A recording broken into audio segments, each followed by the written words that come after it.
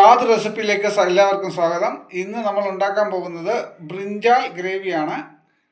ഇതിൻ്റെ കൂട്ടുകൾ എന്താണെന്ന് നമുക്ക് നോക്കാം. വഴുതനങ്ങ, സവാള, തക്കാളി, ഇഞ്ചി, വെളുത്തുള്ളി, കപ്പലണ്ടി, എള്ള്, ഇത്ര ഐറ്റംസാണ് നമ്മൾ ഫസ്റ്റ് പരിചയപ്പെടുത്തുന്നത്. ബാക്കിയുള്ള ഐറ്റംസ് പുറകെ പരിചയപ്പെടുത്തി തരാം. 1/4 കപ്പ് കപ്പലണ്ടി, അത് നല്ലപോലെ ലോ ഫ്ലെയിമിൽ ഫ്രൈ ചെയ്യണം. ലോ ഫ്ലെയിമിൽ ഫ്രൈ ചെയ്ത് കഴിയുമ്പോൾ അതിൻ്റെ കൂടെ ഒരു 1/4 കപ്പ് എള്ള് ചേർത്ത് കൊടുക്കണം. എള്ളും കൂടെ ചേർത്ത് നല്ലപോലെ ഫ്രൈ ചെയ്ത് ഒരു 3 മിനിറ്റ് ശേഷം, ഫ്രൈ ആയതിനു ശേഷം നമുക്ക് സ്റ്റൗ ഓഫ് ചെയ്തിട്ട് അത് വേറൊരു പാനിലേക്ക് മാറ്റാം. കുറച്ച് സൺഫ്ലവർ ഓയിൽ വയ്ക്കുക. സൺഫ്ലവർ ഓയിലോ കോക്കനട്ട് ഓയിലോ യൂസ് ചെയ്യാവുന്നതാണ്.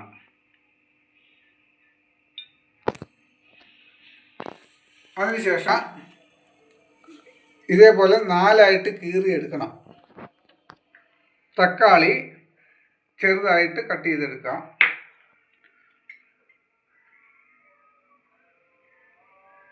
ഉള്ളി ചെറുതായിട്ട് കട്ട് ചെയ്തെടുക്കുക.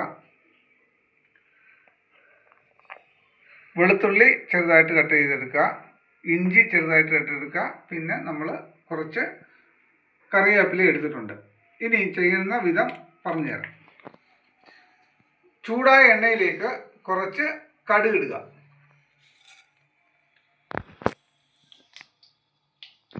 ചേർക്കുക. അതിൻ്റെ കൂടെ വെളുത്തുള്ളി ചെറുതായിട്ട് അരിഞ്ഞതും ചേർക്കാം. അതൊന്ന് വഴറ്റുക. ഉള്ളി ചെറുതായിട്ട് അരിഞ്ഞത് ചേർക്കുക.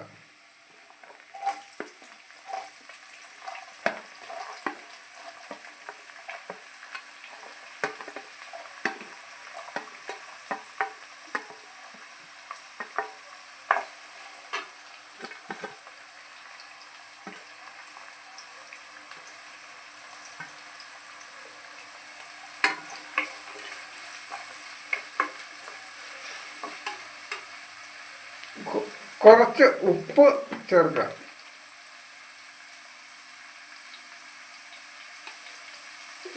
സവാള പെട്ടെന്ന് വഴണ്ട് വരാൻ വേണ്ടിയാണ് നമ്മൾ ഉപ്പ് ചേർക്കുന്നത്. ഇപ്പോൾ നമ്മളുടെ ഉള്ളിയും ചേർത്ത ഇതെല്ലാം ഒരുവിധം വരണ്ട് വന്നിട്ടുണ്ട്. ഇനി നമുക്ക് അതിലേക്ക് കുറച്ച് കറിവേപ്പില ഇടാം.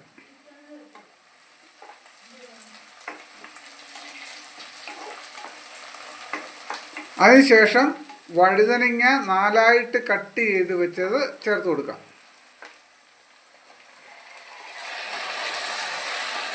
എന്നിട്ട് നല്ലപോലെ ഇളക്കി കൊടുക്കാം.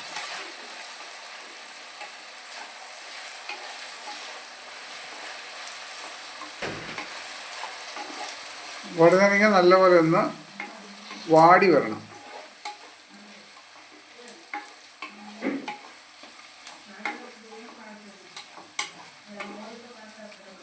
ആ സമയത്ത് നമുക്ക് ഫ്ലെയിം കുറച്ച് കൂട്ടി വെക്കാവുന്നതാണ്.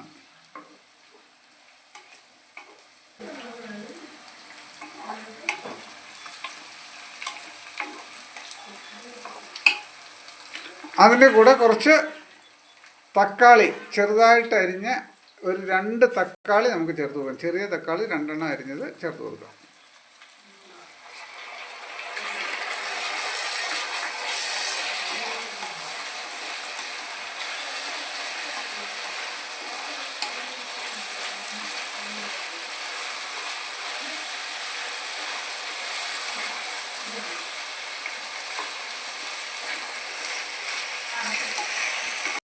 നല്ലപോലെ ഇളക്കിയതിന് ശേഷം ഇളക്കി നമുക്ക്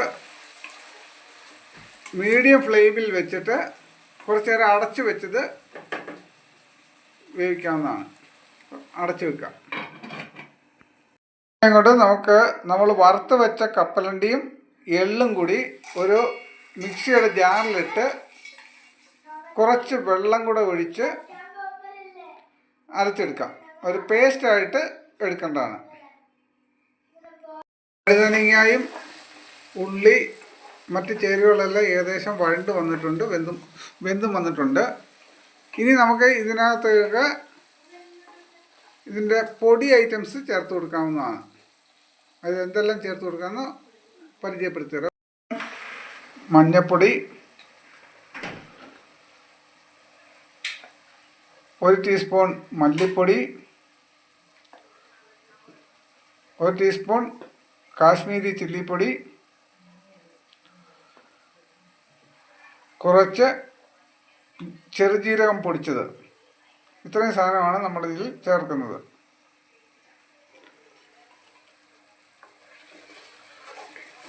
എന്നിട്ട് നല്ലപോലെ ഇളക്കി കൊടുക്കുക.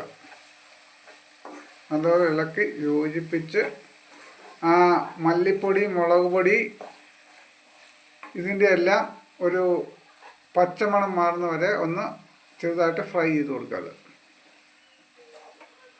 ലോ ഫ്ലെയിമിലിട്ട് വേണം ഇത് ചെയ്യേണ്ടത്.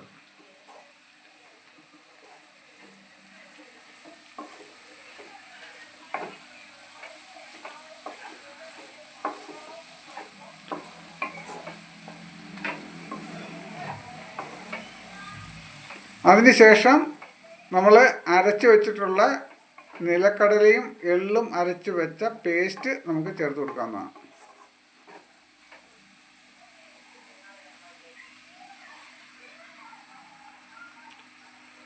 അത് ചേർത്ത് നല്ലതുപോലെ ഇളക്കി കുറച്ച് വെള്ളം നമുക്ക് ആ ജാറിലേക്ക് ഒഴിച്ചിട്ട് അതുകൂടെ ചേർത്ത് കൊടുക്കാം.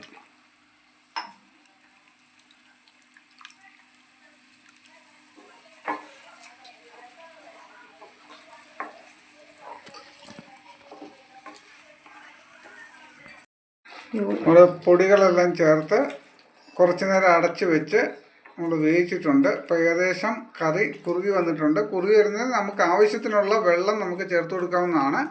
ഇപ്പം നമുക്ക് ആവശ്യമായ നമ്മൾ പിന്നെ പൊറോട്ട, ചപ്പാത്തി അതുപോലുള്ള സാധനത്തിന് ചേർക്കാനുണ്ടെങ്കിൽ ഇപ്പം കൂടെ കഴിക്കുകയാണെങ്കിൽ ഇത്രയും വെള്ളത്തിൻ്റെ ആവശ്യമുള്ളൂ. ഇനി അതിനകത്തേക്ക് നമ്മൾ ആവശ്യത്തിന് ഉപ്പ് പിന്നെ നോക്കിയിട്ട് ആവശ്യത്തിന് ഉപ്പ് വേണം ചേർത്ത് കൊടുക്കേണ്ടത്.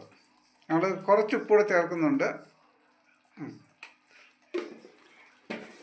ഇനിയും നല്ലപോലെ ഇളക്കി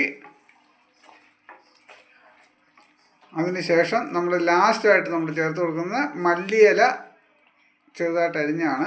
മല്ലിയില ഉള്ളവർക്ക് ചേർക്കാം, ഇല്ലെങ്കിലും കുഴപ്പമൊന്നുമില്ല. മല്ലിയില ഉണ്ടെങ്കിൽ കുറച്ചുകൂടെ ടേസ്റ്റ് കൂടും. ലാസ്റ്റ് റൗണ്ട് നമ്മൾ ചേർക്കുന്നതാണ് മല്ലിയില. ഇതുപോലെ തിക്കായിട്ട് നമുക്ക് കറി കിട്ടും.